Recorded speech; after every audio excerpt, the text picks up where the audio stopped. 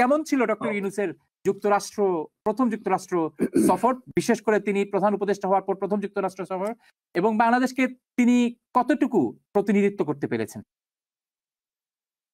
ধন্যবাদ। আমি ডক্টর ইউনূসের যে সফরটা ছিল এটা প্রথম থেকে শেষ পর্যন্ত কভার করেছি, দেখেছি, আপডেট থাকার চেষ্টা করেছি।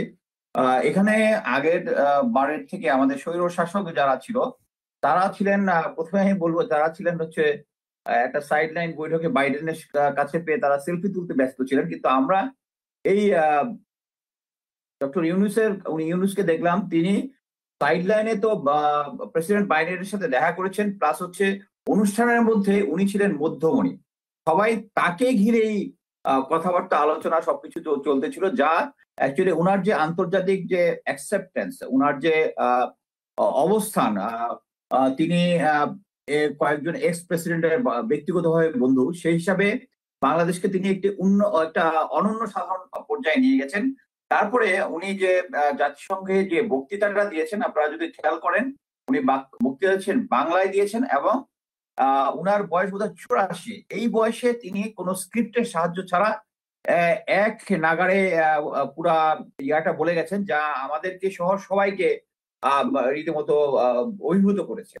তো আমি বলবো, এবং এর সাথে সাইডলাইন থেকে আমরা বিদেশ থেকে, পশ্চিমা দেশ থেকে অনেক সাহায্য সহযোগিতা, এবং বাংলাদেশের একটা অর্থনৈতিক সংকটকালে উনি আমাদেরকে অনেক সাহায্য সহযোগিতা এনে দিয়েছেন। সেই হিসাবে আমি বলবো যে প্রফেসর ইউনূসের যে আমেরিকা বা জাতিসংঘ বিজয়ী আমি বলবো, কারণ ওখানে যাওয়ার এর আগে যে কয়জনই আমাদের রাষ্ট্রপ্রধান গিয়েছেন, এর আগে এই প্রফেসর ইউনূস যে সম্মানটা আন্তর্জাতিক পর্যায়ে পেয়েছেন সেটা খুব বিরল।